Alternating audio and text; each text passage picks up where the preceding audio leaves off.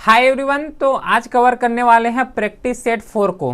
हमारा जो सीरीज अभी रनिंग है कि डेली जो है 8 AM को पूरा जितना भी एसएससी के द्वारा पूछे गए हैं टॉप मोस्ट जीके हैं उसको यहाँ पे हम लोग कवर कर रहे हैं। सब्जेक्ट वाइज कवर कर रहे हैं और जो है चैप्टर वाइज भी कवर कर रहे हैं। तो आज जो है एक तो सब्जेक्ट वाइज में हिस्ट्री को कवर कर रहे हैं और उसमें से जो एसएससी के द्वारा फ्रिक्वेंटली क्वेश्चन पूछे जाते हैं वैसे टाइप को कवर कर रहे हैं। आज जितना भी एमसीक्यू कवर करेंगे वो मोस्ट प्रोबेबली जो मौर्यन डायनेस्टी हैं वहाँ तक जो है हम लोग यहाँ पे कवर करने वाले हैं। अशोकन का हो गया उसके बारे में कवर करेंगे। ठीक है, न्यू पैटर्न जिसका भी एग्जाम जो है 2026 में होने वाले हैं उसके लिए जो जीके सीरीज है बहुत ज़्यादा हेल्पफुल होगा क्योंकि ये सब्जेक्ट वाइज है। ठीक है, तो सब्जेक्ट वाइज उसी के साथ चैप्टर वाइज है तो अच्छे तरीके से समझ भी आ जाएगा कैसे पढ़ना है, कहाँ से पढ़ना है पूरा, क्योंकि जितना भी यहाँ पे डिस्कस करेंगे सब पीवाईक्यू ही डिस्कस करने वाले हैं तो ये तो और यहाँ पे बेस्ट होगा। स्टार्ट करते हैं विद द फर्स्ट क्वेश्चंस के साथ। पहला क्वेश्चन है which of the following was not mention in Dhamma. Actual में हुआ क्या था कि कलिंग वार हुआ था। ठीक है, ये जो कलिंग वार हुआ था और स्पेशली अगर थोड़ा सा इसका बैकग्राउंड बता दूं तो अशोका एक रूलर रहे हैं मौर्यन डायनेस्टी में। तो अशोका जो है पहले इसका इनिशियल फेज देखोगे तो बहुत ज़्यादा क्रूअलिटी के टाइप थे, बहुत ज़्यादा जो है लोगों को यहाँ पे तंग करते थे, है ना। जैसे कि मास किलिंग करना, ये सब जो है हत्याएं करना, ये सब इसका आम बात था। लेकिन और इसी के फेज में जो है एक कलिंग वार हुआ है। कलिंग वार एट प्रेजेंट जो उड़ीसा है ना, तो उड़ीसा में कलिंग वार हुए और कलिंग वार में जो है लाखों लोगों को यहाँ पे जान ले लिए, प्लस डिफरेंट डिफरेंट जो एनिमल्स हैं उसका भी स्लॉटर करने लगे। तो इस तरीके से क्या हुआ कि उसके बाद जो है ये बुद्धिज्म में कन्वर्ट हो गया। अब ये बुद्धिज्म में कन्वर्ट हो गया, थोड़ा सा कॉन्सेप्चुअल है, उतना ज़्यादा हमें डिटेल में नहीं जाना है एसएससी पॉइंट ऑफ व्यू।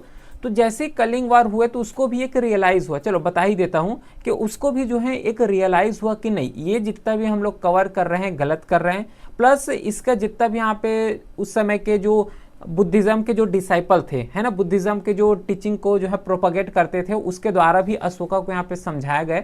तो अल्टीमेटली जो है ये बुद्धिज़्म में कन्वर्ट हो गए। अब बुद्धिज़्म में कन्वर्ट हो गए तो जितना भी बुद्धिज़्म का मिडिल पाथ थे उन सबको अपनाने लगे, जो मास किलिंग है उसको सबको यहाँ पे छोड़ दिए और एक नॉर्मल जीवन यहाँ पे स्टार्ट किए गए। ठीक है, तो जब अशोका जब बुद्धिज़्म को यहाँ पे या फिर बुद्धिज़्म के टीचिंग को अपनाए तो बुद्धिज़्म के टीचिंग क्या बोलते हैं कि यहाँ पे किलिंग नहीं करना है ना, जितना भी अपने पेरेंट्स हैं उसका जो है सम्मान करना है, रेस्पेक्ट करना है। तो इस तरीके से डिफरेंट जो टीचिंग है उसको प्रोपोगेट करने लगे और अशोका ने अपना एक कुछ यहाँ पे रूल्स एंड रेगुलेशन बनाए थे। ठीक है, एक तो बुद्धिज़्म जो गौतम बुद्ध के द्वारा जो टीचिंग बोले गए थे, जो बताए गए थे उसके राह में तो चल रहे थे, लेकिन अशोका क्या है अपने लेवल में एक और रूल्स एंड रेगुलेशन बनाए गए थे। उसी रूल्स एंड रेगुलेशंस को धम्म बोलते हैं। अब ये धम्म में क्या बोले गए थे कि जो एनिमल्स है उसका स्लॉटर नहीं करना है, हत्या नहीं करना है एनिमल्स का, उसके साथ जो अपने पेरेंट्स हैं उसका रेस्पेक्ट करना है, अपने एल्डर्स का रेस्पेक्ट करना है, उसी के साथ जो ब्राह्मण्स हैं तो ब्राह्मण्स को गिफ्ट देना है, जो रिलेटिव्स हैं जो फैमिलीज हैं उसका रेस्पेक्ट करना है, सबके साथ जो है अच्छा व्यवहार करना है। इस तरीके से अशोका के द्वारा बोले गए थे। ठीक है, ये बुद्धिज़्म का नहीं, ये अशोका खुद बनाए गए थे रूल्स एंड रेगुलेशन, उसको धम्म बोले जाते हैं। क्लियर है? तो धम्म में निम्नलिखित में से किसका उल्लेख नहीं किया गया था? बताओ किसका उल्लेख यहाँ पे नहीं किए गए थे? फैथ इन संघ, संघ का जो है यहाँ पे फैथ, इसके बारे में नहीं बताए थे। बाकी देखो जो बताए वही चीज लिखा हुआ है, दान करना है ब्राह्मण्स को, है ना, माता पिता की आज्ञा मानना हो गया, फिर जो है पैटर्निज्म जो पितृभाव होते हैं, है ना, पितृभाव, तो इन सब चीज को जो है प्रोपागेट करने के लिए बोले गए थे। अगला क्वेश्चन, जो दामेक स्तूपा है ये एक्चुअल में कहाँ पे लोकेटेड है? स्तूपा के बारे में कल भी डिस्कस किए थे। ठीक है, उसमें से एक लोकेशन पूछे, जैसे कि सांची स्तूपा है तो सांची स्तूपा जो रायसेन वाला एरिया है वहाँ पे होता है मध्य प्रदेश में। सेम जो दामेक स्तूपा है ये कहाँ पे बनाए गए हैं? स्तूपा का मतलब होता है, स्तूपा का जो आर्किटेक्चर देखोगे तो इस समय थोड़ा सा डोम टाइप का बनाए रहेंगे और इसमें जो है जो गौतम बुद्ध के रेलिक्स हैं, ठीक है, उसका जो अवशेष है उसको यहाँ पे रखे जाएंगे as a sacred, as a पूजनीय तरीके से। ठीक है, इसका जो मेन गेट होते हैं ना जिसके थ्रू अंदर जाते हैं इसको तोरण बोलते हैं। ये भी फैक्ट्स को याद रखना, इसको तोरण बोलते हैं। तो सेकेंड का करेक्ट आंसर यहाँ पे हो जाएगा सारनाथ। ठीक है, सारनाथ में जो दामेक स्तूपा है इसका जो है हमें लोकेशंस देखने को मिलता है। थर्ड क्वेश्चन है बराबर केव के रेस्पेक्ट में कि the oldest surviving rock cut cave in India mostly belong to which of the following period. Bharat में सबसे पुरानी जीवित रॉक कट गुफाएं हैं, बराबर गुफाएं मुख्य रूप से निम्नलिखित में से किस काल से हैं? जो बराबर केव हैं वो कहां से बिलोंग करते हैं? बताओ इसका करेक्ट आंसर क्या हो जाएगा? ये जो बराबर केव है ना, एट प्रेजेंट जो बिहार वाले एरिया है वहां पे पड़ता है, बिहार में है।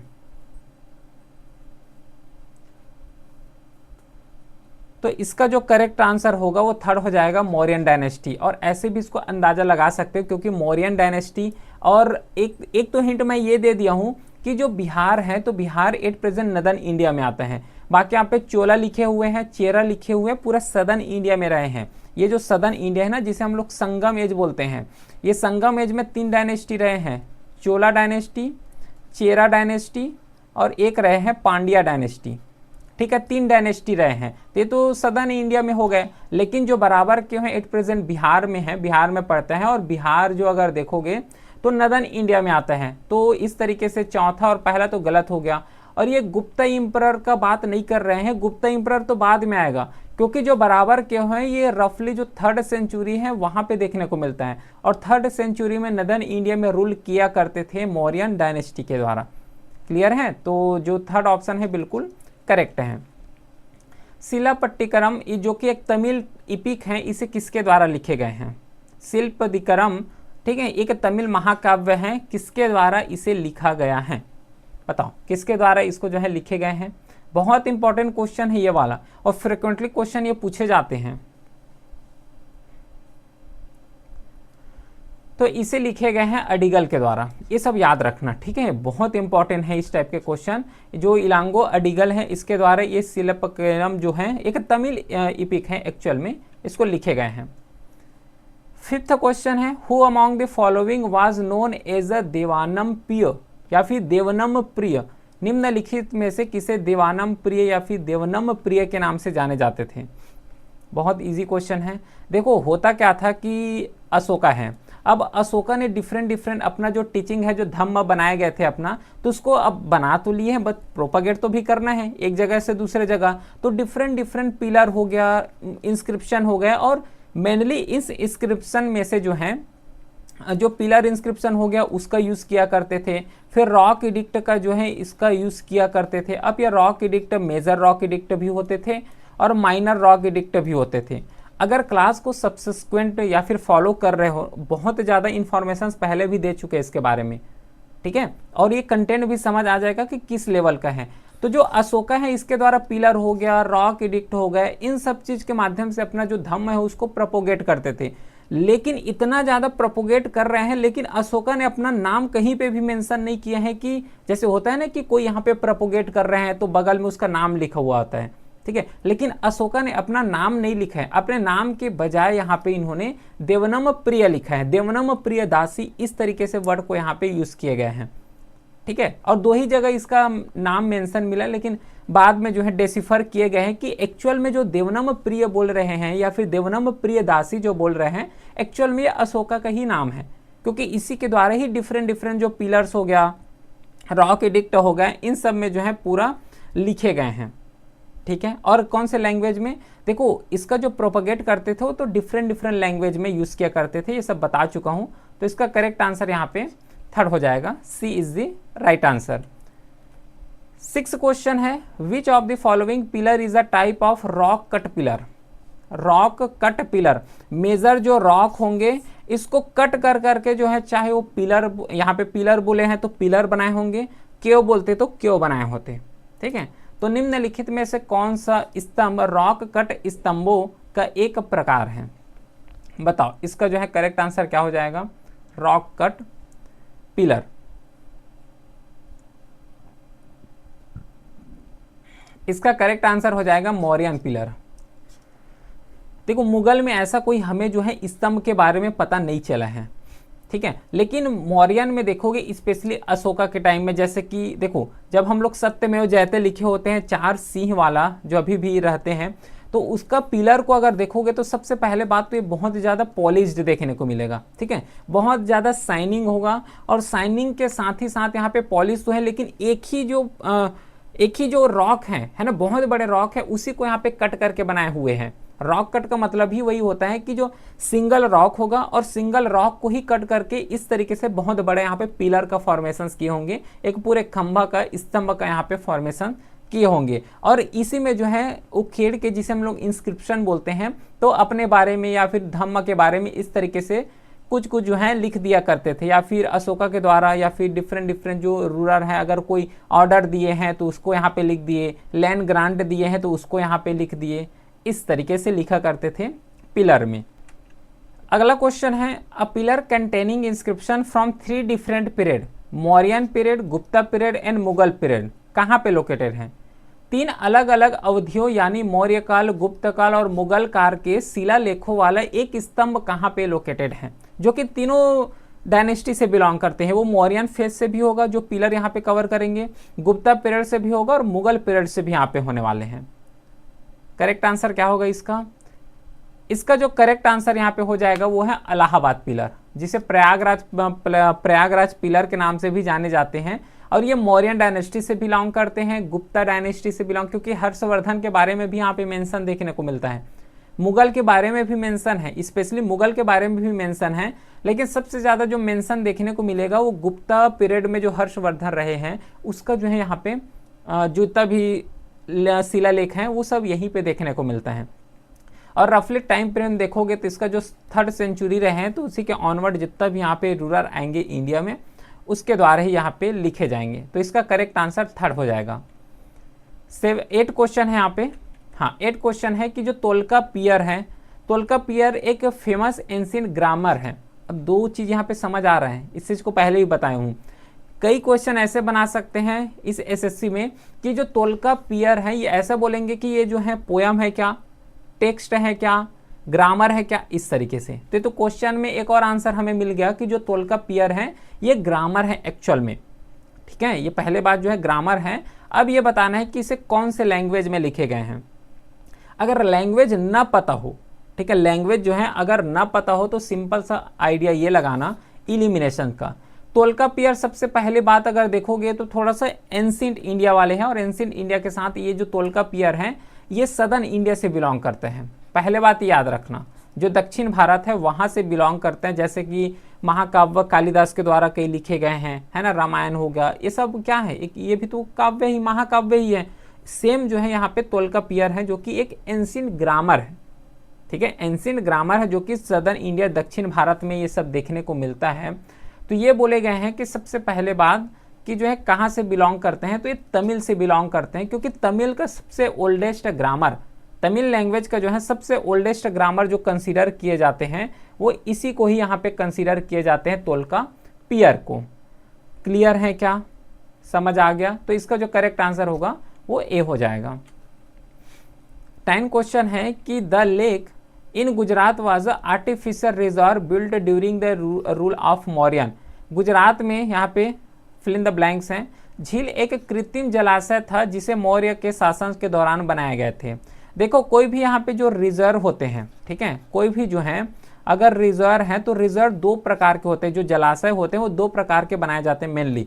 एक ऐसे जलाशय होते हैं जो कि नेचुरल बनाए जाते हैं, नेचुरल होते हैं मतलब जो प्रकृति है तो प्रकृति के द्वारा इसे दिए गए हैं, ठीक है, इसमें कोई इंसानों के द्वारा कोई यहाँ पे वर्क नहीं किए गए हैं। लेकिन एक ऐसे यहाँ पे रिजर्व होते हैं जो कि ह्यूमन मेड होते हैं, ठीक है, ह्यूमन मेड होते हैं मतलब इंसान के द्वारा बनाए जाते हैं, ये कृत्रिम नहीं होते हैं, सॉरी ये जो है प्रकृति नहीं होते हैं, ये कृत्रिम होते हैं, एक्चुअल में इंसानों के द्वारा बनाए जाते हैं। इसे आर्टिफिशियल के नाम से भी जाने जाते हैं। अगर इंसान के द्वारा बनाए गए हैं मतलब इसे आर्टिफिशियल के नाम से भी यहाँ पे जाने जाते हैं। सेम ऐसा चीज़ यहाँ पे मौर्यन डायनेस्टी में भी हुआ था। तो मौर्यन डायनेस्टी में कौन से यहाँ पे जो लेक हैं जो कि गुजरात में पड़ते हैं वो यहाँ पे बनाए गए थे। तो इसका करेक्ट आंसर हो जाएगा सुदर्शन लेक। इवन यहाँ पे जब डिफरेंट डायनेस्टी जैसे कि नदन इंडिया में मौर्यन डायनेस्टी जो है, ये वाले जो नदन इंडिया में, तो जब यहाँ पे मौर्यन डायनेस्टी जब रूल कर रहे थे तो डिफरेंट वहाँ पे फॉरेनर भी अटैक करेंगे इंडिया में, और अटैक होते ही रहे हैं। तो जब अटैक किए थे ना, तो जो सुदर्शन लेक है उसको पूरा डिस्ट्रॉय कर दिए थे। फिर डिफरेंट फिर से यहाँ पे डायनेस्टी आएगा, जैसे कि कुमार हो गया है ना, कुमार गुप्त हो गया, उसके द्वारा इसको रिपेयर किए जाएंगे। फिर और भी डायनेस्टी आएगा जिसके थ्रू इसको प्रॉपर अच्छे तरीके से बाद में रिपेयर भी किए जाएंगे। 10 क्वेश्चन है कि when did Vikram era started. बताओ विक्रम ईरा कहां से स्टार्ट होता है।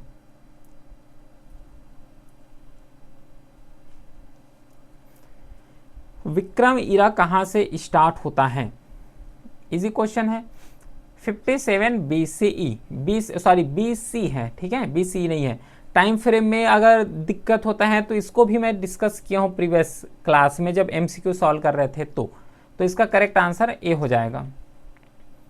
11 क्वेश्चन है कि इन विच स्टेट दी, जो यहाँ पे जो जौगढ़ रॉक एडिक्ट है अशोका का, ये लोकेटेड है। अब देखो टोटल यहाँ पे देखोगे अशोका का, तो टोटल यहाँ पे 14 मेजर रॉक एडिक्ट हैं, 14 जो है मेजर रॉक एडिक्ट हैं। अब आई होप कि समझ आ रहा होगा कि एक्चुअल में रॉक एडिक्ट होता क्या है और क्या है ये रॉक एडिक्ट, ठीक है।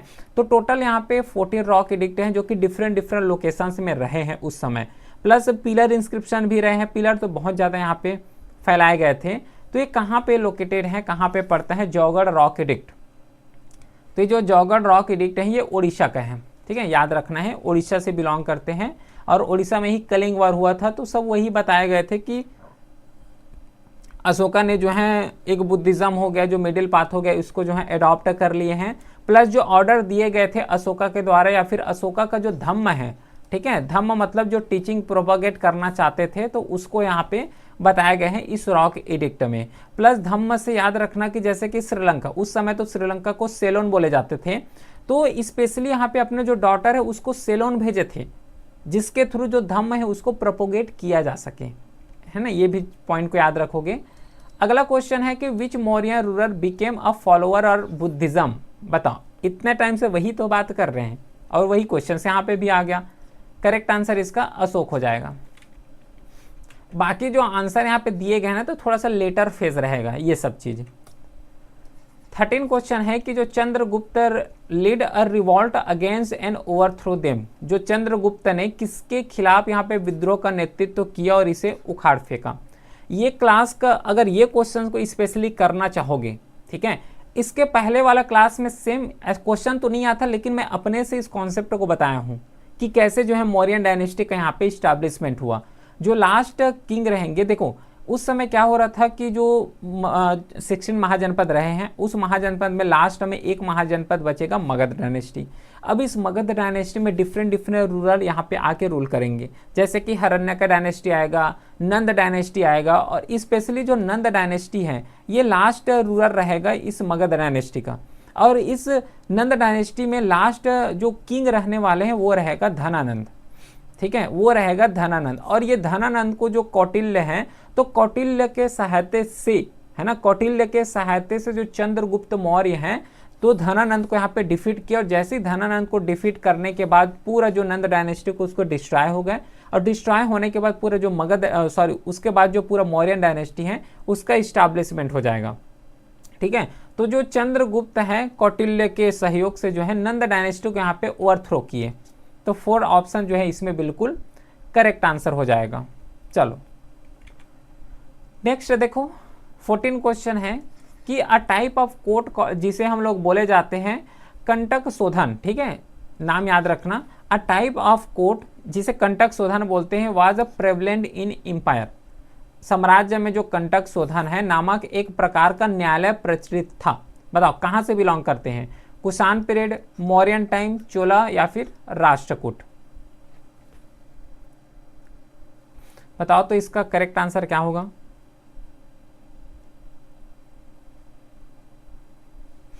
ये जो सबसे पहले ये देखो कि जो कंटक शोधन है ना, एक्चुअल में ये क्रिमिनल कोर्ट है उस समय का, ठीक है, ये उस समय का एक्चुअल में जो है क्रिमिनल कोर्ट है। और ये क्रिमिनल कोर्ट के बारे में जो अर्थशास्त्र है ना, मेगास्थनीज का जो अर्थशास्त्र है, तो अर्थशास्त्र में इसके बारे में भी मेंशन है, क्रिमिनल कोर्ट के बारे में भी मेंशन है वहां पे अर्थशास्त्र में। और ये जो बिलोंग करते हैं एक्चुअल में जो मौर्यन डायनेस्टी है, मौर्यन डायनेस्टी से ही बिलोंग करते हैं।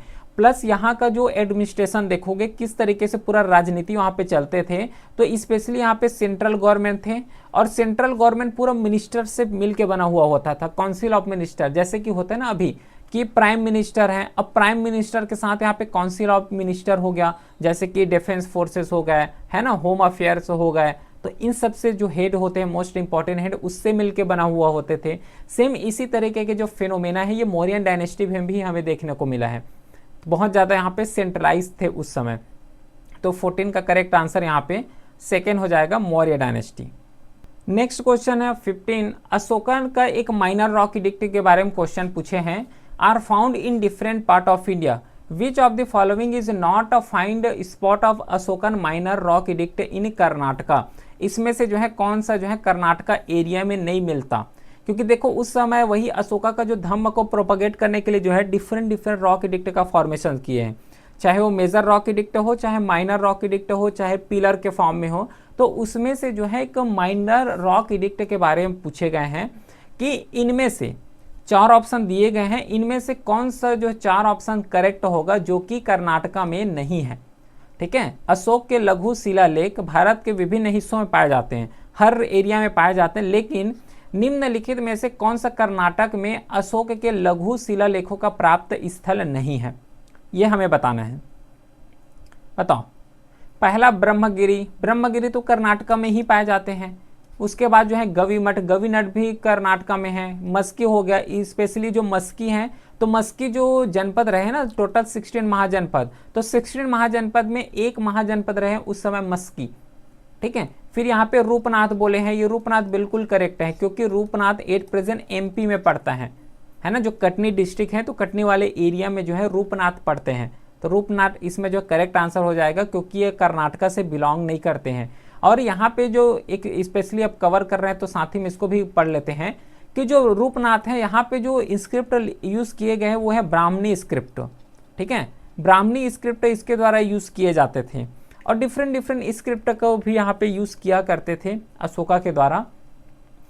16 क्वेश्चन है कि which of the following name was used for Indian subcontinent by ancient traveller, like Megasthenes, Fahien हो गया, हुएंगसोंग हो गया, अल बरूनी हो गया, आइबियन बतूता हो गया, for active contribution of Indian trader. समझ आ रहे क्वेश्चन?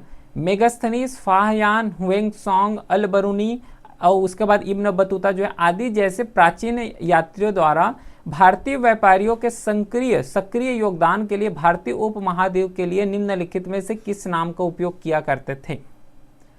जितना भी फॉरेन ट्रेवलर हैं इंडिया में आएंगे तो इंडिया को क्या नाम से जो है ये लोग प्रोनाउंसिएट करते थे, क्या नाम जो है जाने जाते थे इंडिया को उस समय, तो इसे बोले जाते हैं स्वर्ण भूमि, है ना। स्वर्ण भूमि उस समय कहे जाते थे क्योंकि जिस तरीके के कैरेक्टरिस्टिक थे ना उस समय, क्योंकि बहुत ज़्यादा डाइवर्सिटी था इंडिया में, तो उसी के अकॉर्डिंग इसका नाम दिए गए थे स्वर्ण भूमि। चलो 17 क्वेश्चन है कि which of the following is not a find spot of major rock edict of Ashoka. ठीक है, निम्नलिखित में से कौन सा स्थान अशोका के प्रमुख शिलालेखों जो मेजर रॉक इडिक्ट का स्थल नहीं है, बताओ। करेक्ट आंसर क्या होगा इसमें?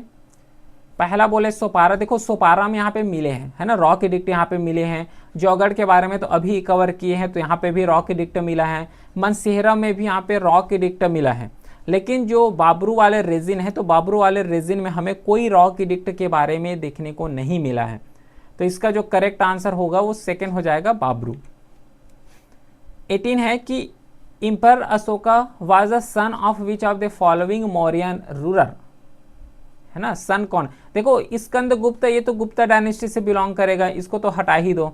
चंद्रगुप्त यहाँ पे बोले हैं, कनिष्क तो अलग ही डायनेस्टी का आएगा, है ना, इसके द्वारा जो सका रूलर इस्टेब्लिश किए गए थे। कनिष्क का जो टाइम फ्रेम रहा है 78 एडी रहे हैं कनिष्क, है ना, तो ये तो अलग ही डायनेस्टी का हो जाएगा, ये भी हटा दो। बच गए 2 ही ऑप्शन, एक चंद्रगुप्त है और एक बिंदुसार है। बताओ करेक्ट आंसर क्या होगा इसका?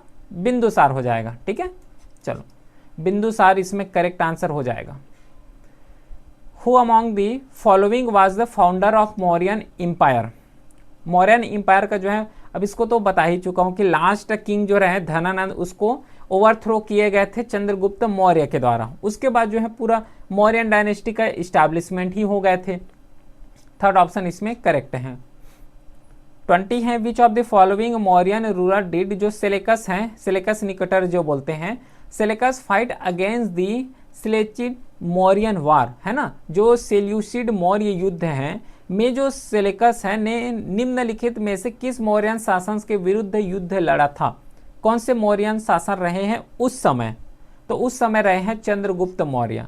कि एक्चुअल में हो क्या रहा था कि जो नदन इंडिया है, अब ये नदन इंडिया में यहाँ पे तो पूरा मौर्यन डायनेस्टी है ना, इसी के साथ पूरा मौर्यन डायनेस्टी बहुत दूर तक फैले थे।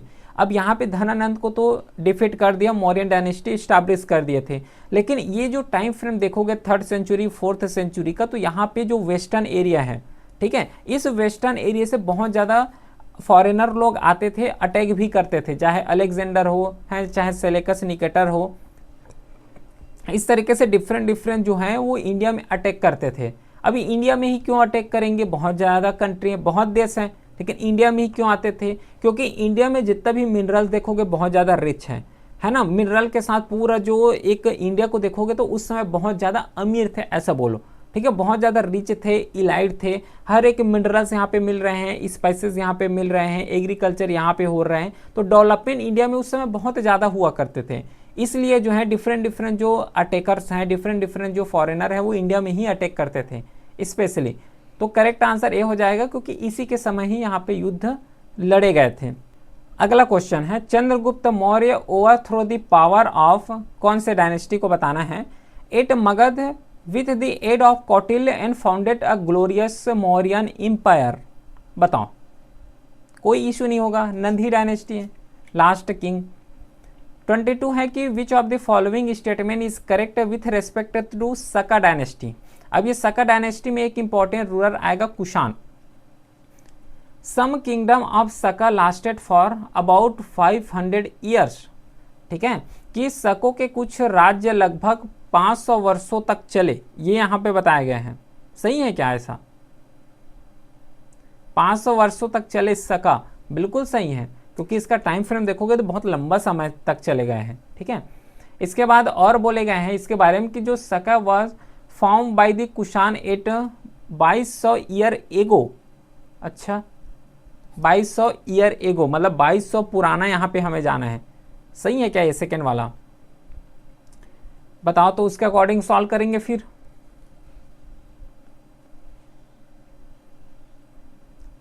सका जो डायनेस्टी एक्चुअल में स्टैब्लिश किए गए थे वो पार्थियन को डिफीट करके यहाँ पे स्टैब्लिश किए गए थे, ठीक है। उस समय पार्थियन थे तो पार्थियन को यहाँ पे डिफीट किए थे, और नदन वेस्टर्न पार्ट हो गया और कुछ पार्ट हो गया वहां पे स्टैब्लिश किए गए थे।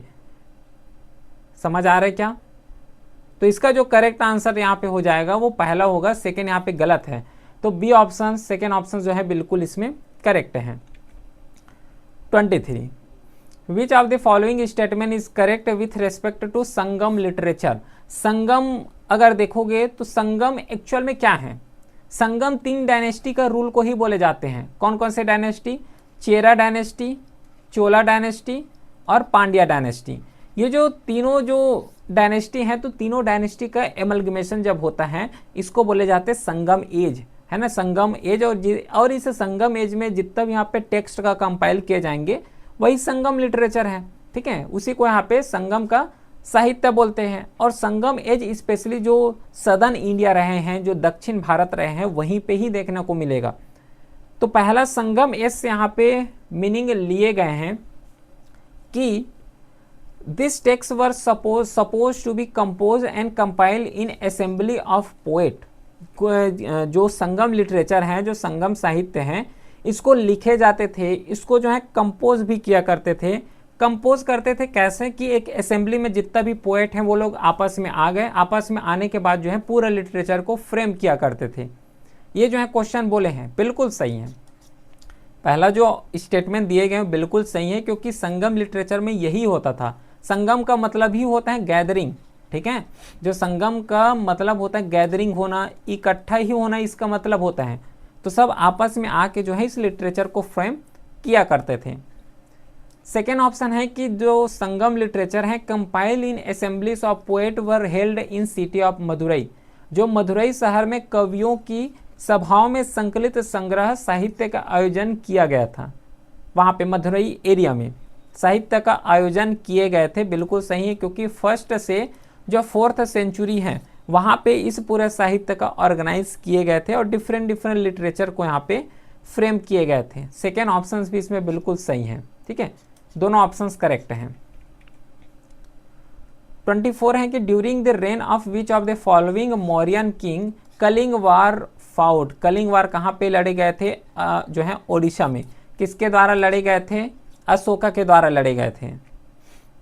Who among the following great, जो ग्रीक रूलर आए थे, sent Megasthenes to the court of, जो कोर्ट रहे हैं चंद्रगुप्त मौर्य का, निम्नलिखित में से किस ग्रीक शासक ने चंद्रगुप्त मौर्य के दरबार में मेगास्थनीस को भेजे थे?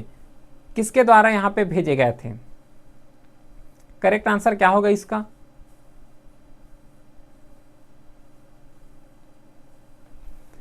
देखो, उस समय हो क्या रहा था कि मौर्यन डायनेस्टी थे। अब मौर्यन डायनेस्टी में डिफरेंट डिफरेंट जो फॉरेनर हैं, उसमें से एक फॉरेनर यहाँ पे रहे हैं सेलेकस निकेटर। अब ये सेलेकस निकेटर जो है इंडिया का टेरिटरी को और इंडिया में तो इन्वेट किए थे। ठीक है, इन्वेट करने के बाद क्या किए कि वो तो वापस लौट गए।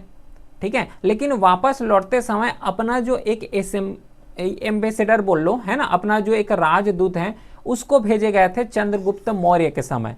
और ये भी याद रखना कि जो चंद्रगुप्त मौर्य का टाइम फ्रेम में जो अटैक हुए थे, किसके द्वारा अटैक किए गए थे? सेलेकस निकेटर के द्वारा अटैक किए गए थे। तो जब सेलेकस निकेटर के द्वारा यहाँ पे अटैक किए गए थे तो अपना एक एम्बेसडर यहाँ पे सेंड किए गए थे, राजदूत सेंड किए गए थे, उसका नाम यहाँ पे है, याद रखोगे, मेगास्थनीस।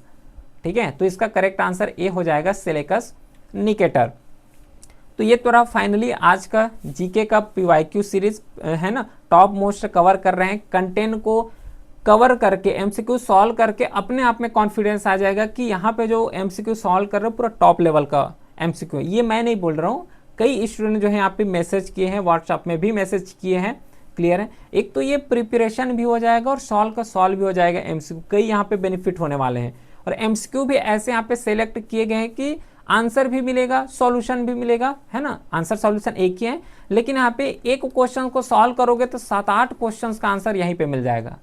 ऐसे टाइप के यहाँ पे एमसीक्यू रखे गए हैं।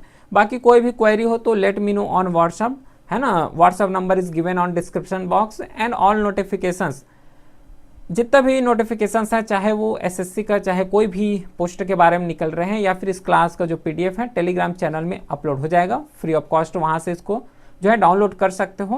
क्लियर है, फिर मिलते हैं अब जीके सीरीज 4th, ये तो 4th रहे हैं, 5th के साथ। तब तक के लिए thank you, have a great day.